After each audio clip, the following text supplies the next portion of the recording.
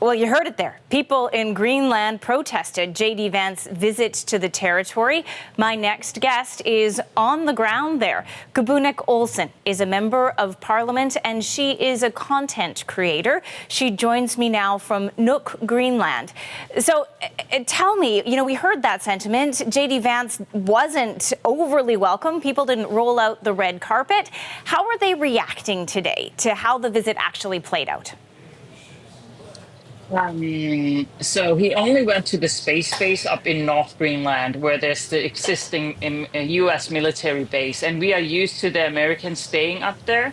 So it was actually really nice that he leveled down his activities in the southern part of Greenland, because that would have interfered a lot with the local dog sled race.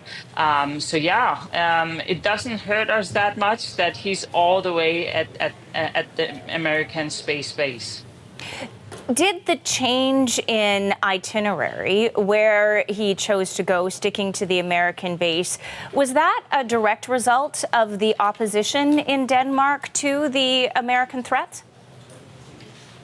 I think it was also the opposition in Nuuk and in Sisimiut have had an effect, because the stores, the museums they wanted to visit rejected them.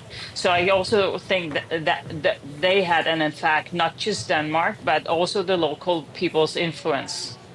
It was really interesting to listen to that speech from Vance today. He really seemed to be pointing a lot of his anger at Denmark, not necessarily the people in Greenland. He said Denmark has not done a good job by the people of Greenland.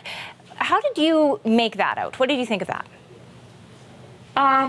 He's kind of correct of what he's saying, but we cannot be fooled. He sounds like another colonizer trying to win us over to his side, so we would become colonized under the U.S., but that's not going to happen. So in my opinion, a lot of his words are true, unfortunately, but I'm not thinking that U.S. is now better than Denmark. I'm not thinking that. When you listen to those comments and we see that video that was posted today, how do you feel when you hear Donald Trump talk about taking Greenland? He has been saying that since the 23rd of December last year. So he keeps repeating that. But I kind of do understand what he means by that he needs full control over Greenland, that he needs to take over. As far as I understand, is military-wise, he wants to do that. He doesn't want to annex us here in the cities and where people live. So I think he's interested in taking over the sea area, because they keep saying that there are Chinese and Russian vessels around Greenland, but we have never ever seen them, unfortunately. Ever since those first comments were made, there has been a lot of international attention about Greenland from a resources perspective, as well as the geopolitical perspective. What do you think all of that attention will do in terms of impact on Greenland? It has already had an impact. The moment when Donald Trump Jr. arrived here in Nuuk in the beginning of January, that was like the biggest wake-up call for everyone in Greenland, because we realized that Donald Trump's words were no longer just words. It became the reality. But it was also the moment where many Greenlandic people realized that we are much more worth than we thought we were, because we have always compared ourselves only with Denmark, and we have been living under colony for the last 300 years under Denmark, and we have been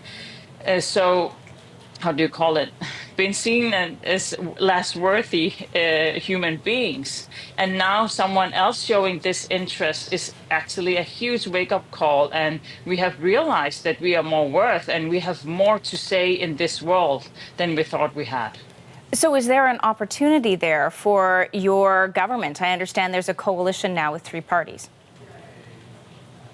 Yeah, so the is with 4 parties. The coalitions have been created. I am in the opposition's party, the only party which is the opposition party, and I they have taken steps back away from Greenland's independence. It seems like they're so afraid, unfortunately, for Greenland's independence, and because they're afraid of the US, they have decided to join each other and put a brake on the independence movement, unfortunately. It certainly will be something to watch in the coming months. Thank you so much for joining us. You're welcome. That is Qupanuk Olsen in Nuuk.